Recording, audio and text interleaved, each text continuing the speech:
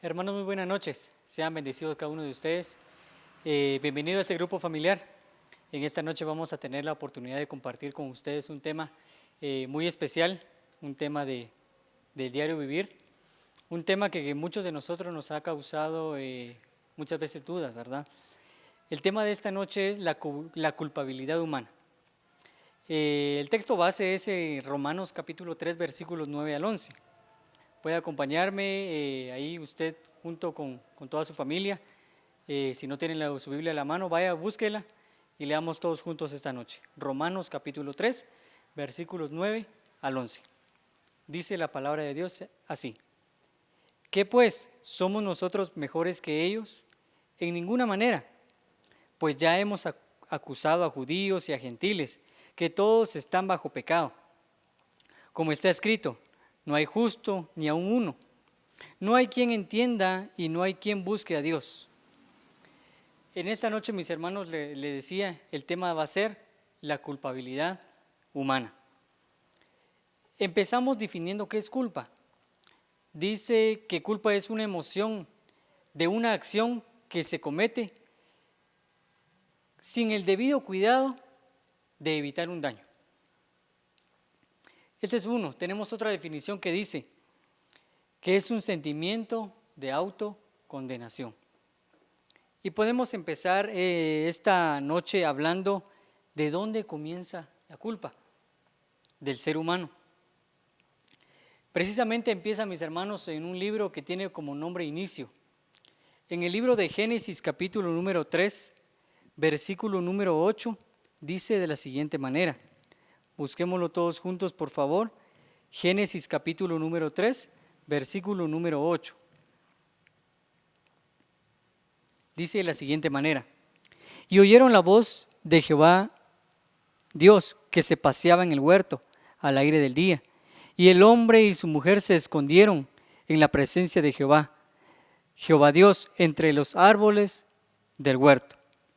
Mas Jehová Dios llamó al hombre y le dijo: ¿dónde estás tú? Esto, mis hermanos, es relatado después de que Adán y Eva participaron y comieron de este fruto que el Señor les había dicho que no comieran. Les decía, desde Génesis empieza, y este es el primer ejemplo de la culpa. Ahora, tenemos dos tipos de culpa, que según los expertos la han estudiado y han llegado a la conclusión de que existen dos tipos de culpa: la culpa imaginaria y la culpa real. En la culpa imaginaria podemos nosotros poner como ejemplo cuando nosotros nos tomamos los problemas para nosotros mismos y no siendo así. Vamos hablando nosotros por la calle y alguien les decimos algo que ni con la persona estamos hablando y la persona se ofende y nos sentimos culpables, o nosotros muchas veces decimos algo delante de otras personas y las personas se ofenden sin nosotros estarnos refiriendo a ellas. Y así como hay muchos ejemplos más que podemos poner en esta noche de la culpa imaginaria, la culpa ficticia, la culpa no real, la culpa donde nosotros no tenemos participación, o como dice el dicho, no tenemos vela en ese entierro.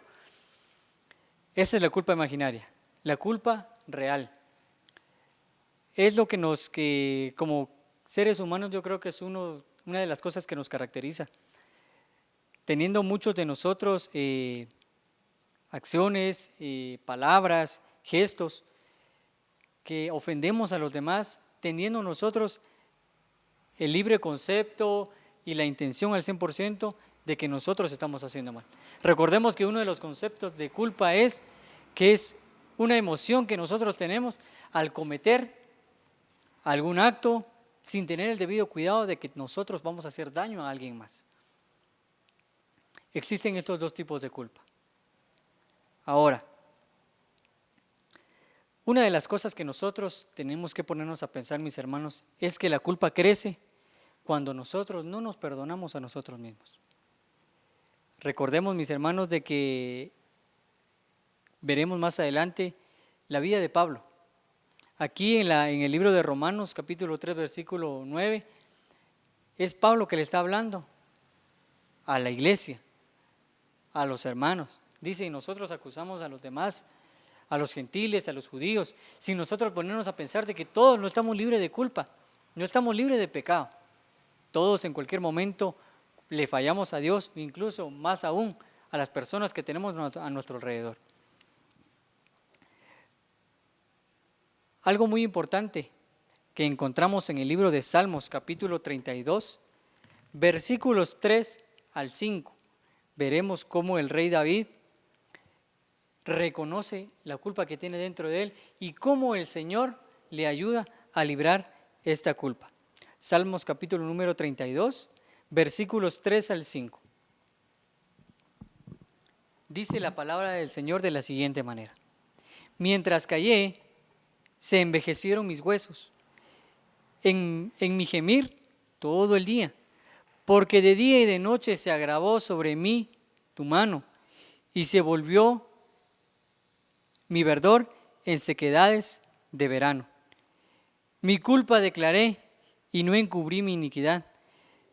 Dije, confesaré mis culpas a Jehová, y tú perdonaste mi maldad y mi pecado. Dice de aquí, confesaré mis transgresiones, mi culpa a Jehová, y tú perdonaste la maldad de mi pecado. Y esto es uno de los ejemplos, el ejemplo número 1 que nosotros tenemos, de que lo que tenemos que hacer es confesar nuestro pecado. Primeramente, perdonarnos a nosotros mismos, para que ese sentimiento de culpa se vaya de nosotros. No nos asombremos, mis hermanos, de tener ese sentimiento de culpa. ¿Por qué? Porque somos humanos. Esto tampoco nos da una licencia para pecar e ir por la calle e ir ofendiendo a los demás y decir, bueno, soy ser humano, me agarro de eso y voy ofendiendo a cualquiera que se me ponga enfrente. No es así. Sino que vamos, nosotros decíamos la culpa imaginaria. Muchas veces ofendemos nosotros a las personas sin darnos cuenta. Le fallamos a Dios, muchos a veces también sin ponernos a pensar y sin tener presente de que le estamos fallando a Dios. Y la culpa real, lo que nosotros conscientemente hacemos a las demás personas. Ahora déjeme comentarle que la culpa no viene por sí sola, trae a otros sentimientos y acarrea muchos más problemas si nosotros no nos deshacemos de eso en nuestro corazón. Y usted y yo sabemos mucho y más que un 100% de que el único que nos puede hacer libre de esa culpa es el Señor Jesús, y lo veremos más adelante. La culpa no viene por sí sola, trae con ella falta de paz. Y en cada una de las que nosotros veremos aquí adelante y más adelante, y las que estamos mencionando ahora, podemos nosotros estar identificados con estos sentimientos: falta de paz, tormento, pensamientos negativos, resentimiento y odio a nosotros mismos. Esto pasa más, mis hermanos, cuando nosotros, le decía al principio, no nos perdonamos a nosotros mismos. Esa culpa no se va de nuestro corazón, no se desarraiga de nuestra vida. Si nosotros no empezamos con primero reconocer que hemos fallado, reconocer que hemos fallado delante del Señor o de las demás personas, muchas veces con intención o muchas veces inintencionalmente. Hemos fallado. Y decía aquí en el libro de Romanos, sin ponernos a pensar que nosotros, de que no hay gentil y no hay judío, y en nuestro tiempo podemos decirlo, que no hay cristiano, no hay católico, no hay adventista, no hay nadie, de ninguna secta, ninguna religión, ni aún cristianos, que podamos decir, yo estoy libre de culpa. Yo no necesito a Dios, no necesito perdón de Dios, no necesito perdón de nada, porque tenemos que reconocer que nosotros de una o de otra manera hemos fallado a Dios. Ahora nosotros como seres humanos, ¿qué hacemos con esta culpa? Y aquí tenemos unos ejemplos. La adormecemos. Muchos lo hacemos o lo hacen muchas veces con licor, con un desliz con alguna otra persona, con un momento de pasión con alguien que no es alguien fuera del matrimonio, o incluso en un noviazgo con otra persona. Nosotros pensamos que con una hora de distracción vamos a poder adormecer la culpa que tenemos dentro de nosotros. Pero al llegar a nuestra casa, al llegar a nuestro trabajo, al llegar incluso a nuestra congregación, podemos darnos cuenta otra vez de que ese sentimiento no se ha ido. ¿Por qué? Porque no es la manera correcta de hacerlo. Número 2, la negamos con mentiras. Decimos una mentira al principio y luego de la primera tenemos que ajustarle a la segunda y de la segunda a la tercera y así sucesivamente. Y no nos damos cuenta. Cuando llegamos a mentir a un cierto grado, donde tratamos nosotros de negar la culpa que tenemos dentro. Y podemos recordar que la palabra dice que el padre de todas las mentiras es nuestro enemigo Satanás. Número 3, la minimizamos. Decimos nosotros, fue algo pequeño, fue algo sin sentido, fue un pequeño error que yo cometí. Me desvié un poco, no es para tanto. Mire hermano, mire pastor, mire amigo, no fue para tanto lo que yo hice. Fue un error que yo cometí y fue pequeño, ya va a pasar. Tratamos de minimizar la culpa que nosotros tenemos y muchas veces no es así. Muchas veces ofendemos a un cierto grado, donde la palabra dice que en nuestra boca está el poder de la vida y de la muerte. Y nosotros con nuestras propias acciones, palabras, pensamientos, gestos, podemos matar a alguien emocional o hasta físicamente. Puede llegar alguien, nosotros con la ofensa que nosotros hicimos, hasta el grado de pensar en un suicidio. Y algo tan grande, y aunque nosotros pensemos, aunque usted diga, este hermano qué exagerado, este hermano las cosas que está diciendo sin sentido, pero hay muchas personas que están viendo esa transmisión esta noche, este grupo familiar, que se sienten identificados con cada uno de los puntos que estamos tocando. La enterramos con el trabajo, con las actividades que ocupan la mayoría del tiempo, de nuestro tiempo. ¿Pero para qué hacemos esto? Nos volvemos adictos al trabajo, a las actividades. Nos metemos a un curso de inglés, de natación, de gimnasia, de fútbol y de cualquier otra cosa que ocupe el resto de nuestro día. ¿Pero para qué? Para no encontrarnos con nosotros mismos. Para no encontrarnos con el yo, con la persona que odiamos más. Donde en ese momento de silencio, en ese momento de quietud, donde estamos solamente con nosotros mismos y ponernos a pensar en esa culpa. Es lo que no queremos, por eso la enterramos con muchas cosas, con tiempo, con trabajo. Ahora, evitamos mencionarla. Decimos, hermano, no le diga al pastor, no le diga a su supervisor, no le diga a su líder lo que usted está pasando.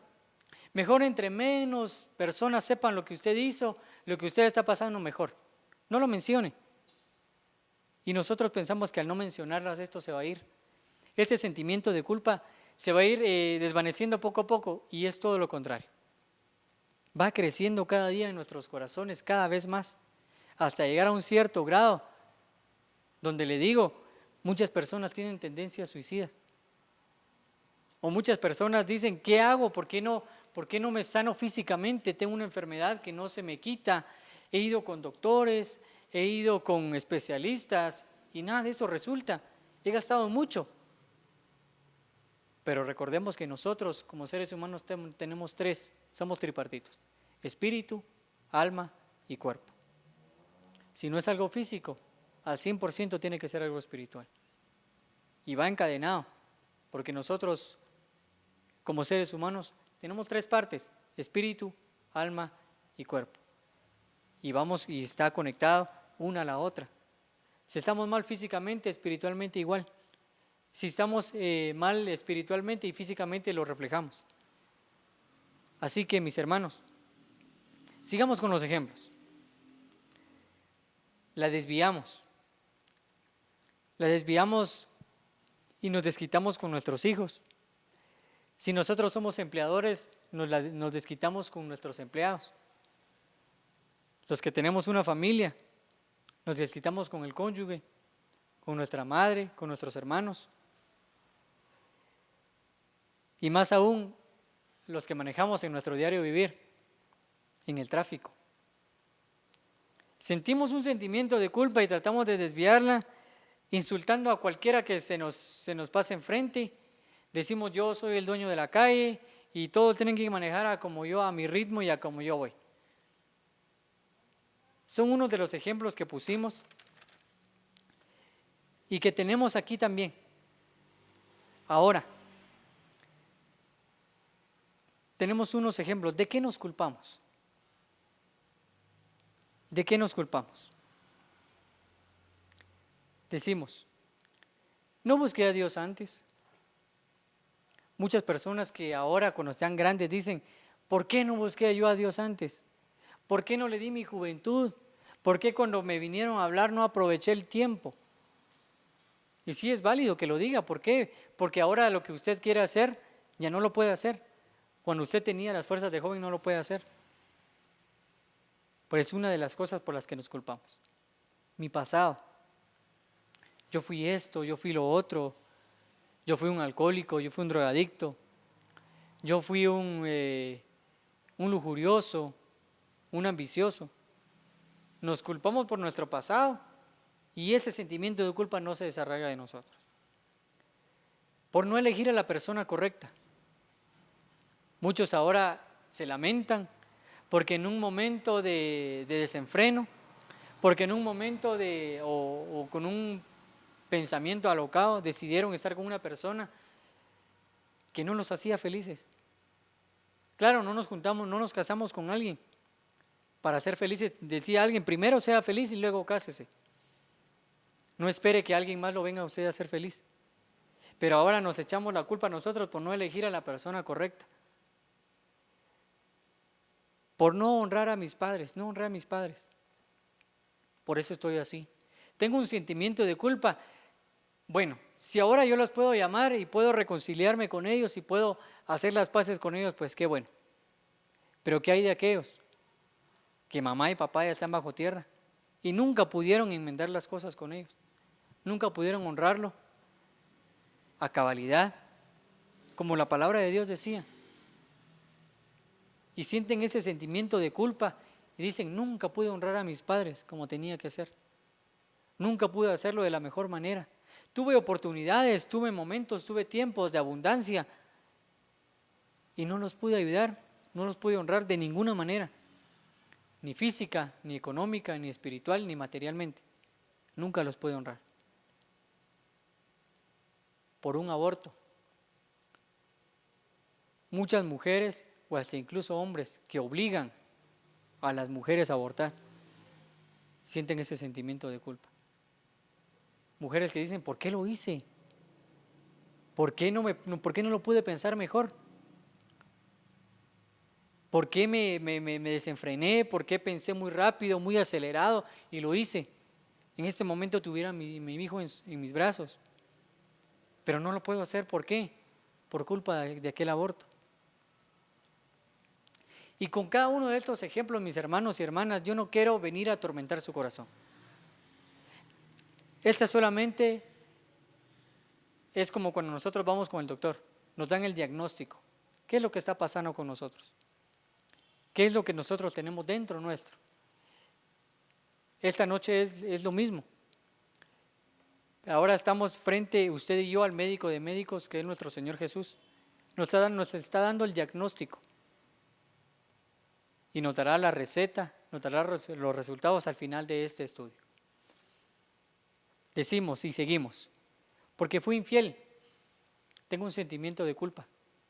Por serle infiel incluso a mis papás, a mi pareja, a mi novio, a mi novia, a mi esposo, a mi esposa, a mis hijos también. Por darle prioridad, por darle importancia a algunas otras cosas antes que a ellos. Una infidelidad. Adicciones, por elegir la carrera que yo no quería. Y aquí en cada uno de estos ejemplos también podemos ver que hay culpa imaginaria y hay culpa real. Decisiones que nosotros mismos tomamos o decisiones que nos llevan, que a las circunstancias se están dando y se llegan a dar, que no es culpa nuestra, sino simplemente las circunstancias lo ameritan a que sea así. Muchas veces alguien toma una carrera solamente porque lo obligan y hay personas también que no toman la mejor decisión en los estudios y toman una carrera a la ligera y decir, esto es lo más fácil, lo que me va a llevar a donde yo quiero, sin ponerse a pensar bien, ¿cuál es el futuro? Y ahí viene otra vez el sentimiento de culpa. Por robar, me quedé con un cambio de más. Le robé a mi papá, le robé a mi mamá, le robé a mi hermano, en la escuela donde yo estaba, a mi maestro, a mi amigo, a cualquiera, y podemos poner muchos ejemplos más, donde el sentimiento de culpa no nos deja en paz. Y vimos anteriormente con qué viene el sentimiento de culpa, porque no viene sola. Por el divorcio de mis padres, una más de culpa imaginaria. Muchos hijos dicen, ¿en qué fallé? ¿En qué fallé como hijo para que mis papás se separaran? ¿Qué tuve yo que ver para que mis padres se separaran, para que llegaran al extremo de un divorcio? ¿En qué influí yo en esto? Y ponemos muchas interrogantes en nuestra mente y en nuestro corazón, sin ponernos a pensar y sin entender bien las cosas, de que cuando una pareja llega a este extremo, es por un acuerdo mutuo. Usted dijo, usted hija, si ya experimentó o tuvo una experiencia de estas, no se sienta culpable por eso, porque como le digo, cuando una pareja, un matrimonio llega hasta incluso a estas medidas, a esta situación, es por un acuerdo mutuo. Abuso sexual. Y aquí hay una interrogante y decir, ¿tuve yo la culpa o es una culpa imaginaria? ¿Culpa real o culpa imaginaria? ¿Causé yo algún sentimiento en aquella persona para que me hiciera tal daño? ¿Para que me robara mi inocencia? ¿Para que robara lo más preciado que yo tenía? ¿Para que me robara mi niñez? Y ponemos muchas cosas y podemos ponernos a pensar muchas cosas. Pero cuando no es así, muchas veces tomamos como real una culpa imaginaria. Ahora, por último, no luché por mi matrimonio.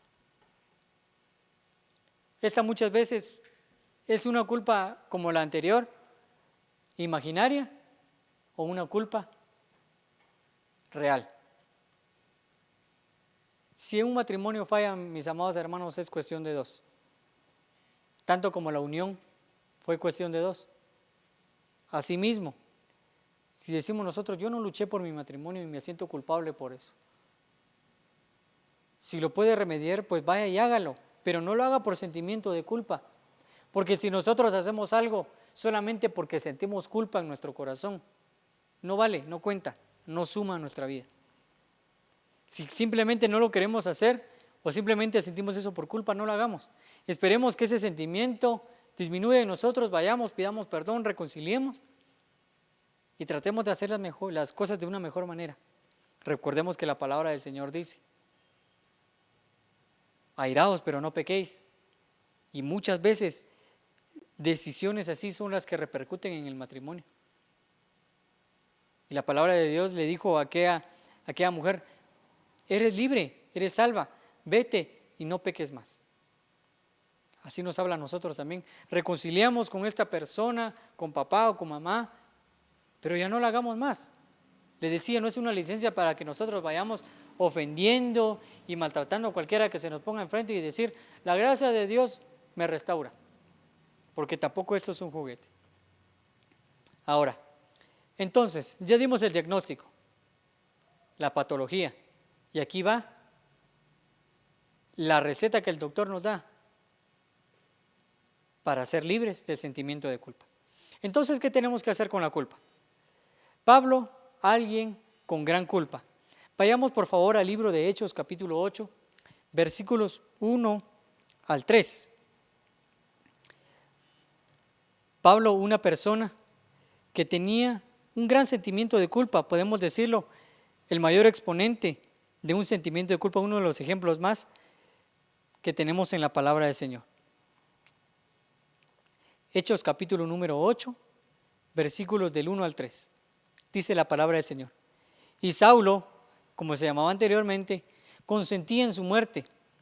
En aquel día hubo una gran persecución contra la iglesia que estaba en Jerusalén, y todos fueron esparcidos por las tierras de Judea y de Samaria, salvo los apóstoles.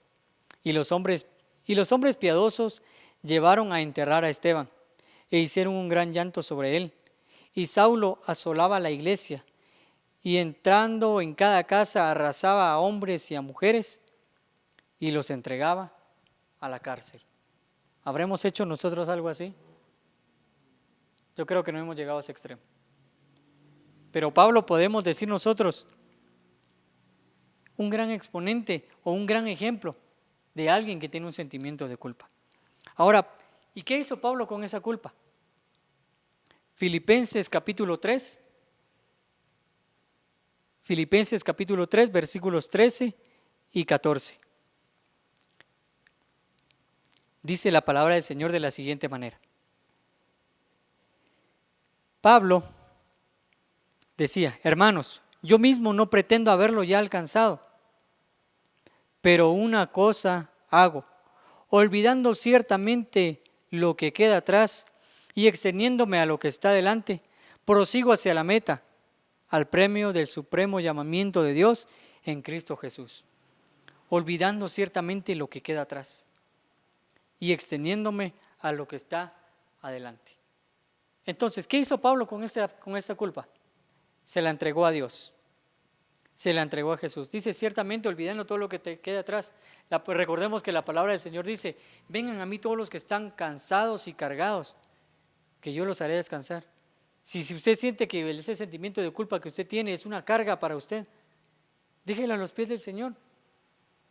Todos los días y todas las mañanas nosotros depositamos a los pies de Dios la culpa y el pecado. Y porque la palabra del Señor dice que nuevas son sus misericordias cada mañana. Encontraremos a personas con tal humildad que digan: yo no pretendo haberlo alcanzado todo. Personas que digan con todo su corazón y sinceramente, que digan: yo sin Dios no soy nada. Sin Dios no soy nada. Son pocas las personas que nosotros podemos encontrar así. Pero hay muchas personas que nosotros encontramos que dicen con una falsa humildad: yo sin Dios no soy nada, yo sin Dios no valgo nada. Y vemos la exageración y vemos esa humildad falsa, humildad fingida. Pero encontraremos nosotros a personas con una humildad como la de Pablo, decir, con tantos títulos, un hombre letrado, diciendo: yo no pretendo haberlo alcanzado todo. ¿Habrá algún médico, algún licenciado, algún profesional que diga esto? No pretendo yo haberlo alcanzado todo. Ahora, ¿por qué nos cuesta tanto entregar la culpa a los pies del Señor? Si la palabra del Señor dice: vengan a mí todos los que están trabajados y cargados, que yo los haré descansar. ¿Por qué nos cuesta tanto? Como seres humanos, mi hermano, nos tomamos muchas veces la licencia para seguir pecando y olvidarnos de la gracia de Dios. Lo tomamos como un trampolín cuando no es así. La gracia de Dios está para el que quiera un cambio para su vida. Para que cuando venga alguien y se sienta o se arrodilla a los pies del Señor y decirle: Señor, aquí te entrego todo, la culpa, el pecado, el resentimiento, el odio que yo me tengo a mí mismo, y te lo dejo en tus manos y me olvido más de ello. Como lo dijo Pablo, olvidando lo que queda atrás y enfocándome en lo que está enfrente. El camino a llegar a la estatura del varón perfecto. Ahora, mis hermanos, para concluir, entonces dijimos: ¿qué tenemos que hacer nosotros con la culpa? Entregarla a los pies del Señor. No hay a nadie más, ni al vecino, ni a la comadre, ni al compadre que usted se le pueda acercar, le va a poder liberar el corazón de la culpa. Solamente la van a adormecer, la van a enterrar, van a fingir que lo entienden y le van a decir lo que usted quiere escuchar, no lo que a usted le conviene escuchar. Entreguemos la culpa y el pecado a los pies del Señor todos los días, para que cada día, como dice la palabra del Señor, sean nuevas sus misericordias para nosotros y tengamos una oportunidad nueva para comenzar todos los días. Hemos finalizado con el estudio, pero queremos también orar por cada uno de nosotros. Ahí usted donde está con su familia, reúnase y cierre sus ojos. Padre nuestro que estás en el cielo, te damos gracias, Señor, porque nos has permitido estar juntos como familia esta noche, este sábado, Señor. Te agradecemos porque has hablado a nuestra vida y a nuestro corazón. No sabemos, Señor, no sé, Señor, a cuántas personas pudo tocar este mensaje, cuántas personas se sintieron y cuántos hermanos se sintieron identificados con esta palabra. Pero te pido en el nombre de Jesús que seas tú liberando sus corazones de la culpa y del pecado que nos asedia todos los días, porque somos seres humanos.